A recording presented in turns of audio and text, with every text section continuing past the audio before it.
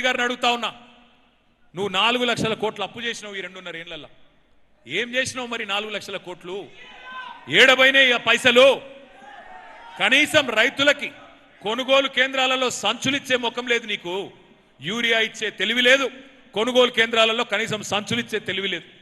నాకు తెలియక నేను మొన్న ఒక అధికారిని అడిగిన, అయ్యా మరి సంచులు కూడా లేవట, రైతులు బాధపడతాన్రు ఆ వడ్లు కొనే కాడా, ఏడవైనా ఆ సంచులు అంటే, మీకు తెలియంది ఏముంది సార్, మొత్తం ఢిల్లీకి పోయినాయి సార్ సంచులు అన్నీ అన్నాడు.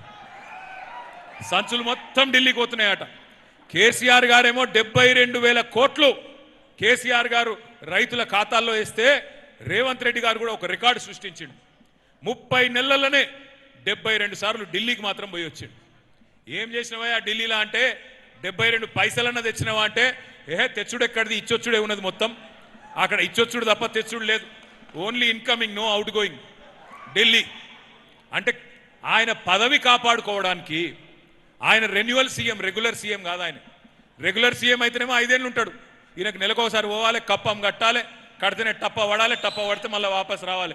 లేకపోతే కోపం వస్తే ఢిల్లీకి ఎప్పుడు పదవి ఊస్టింగో తెలియదు.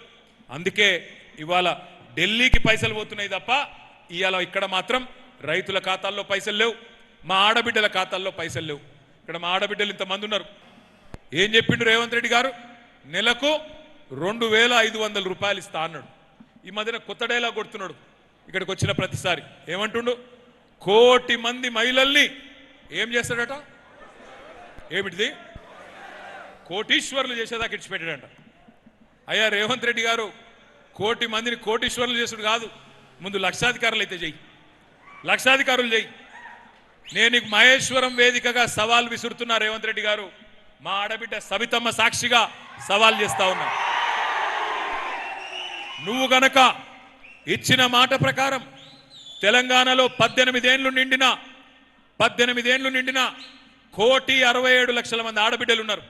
నువ్వు గనక వాళ్ళందరికీ నెలకు 2,500 చొప్పున 5 ఏళ్లకు 1,50,000 రూపాయలు నువ్వు గనక వాళ్ళ ఖాతాల్లో వేస్తే శాశ్వతంగా రాజకీయ సన్యాసం తీసుకుంటా అని చెప్పి నేను సవాల్ చేస్తా ఉన్నా. మాటలదేముంది, మస్తుగా మాట్లాడచ్చు రేవంత్ రెడ్డి. కోటీశ్వర్లు చేస్తారట, కోటీశ్వర్లు. లక్షాధికారులు అయితే చేయి ముంగట చూస్తా.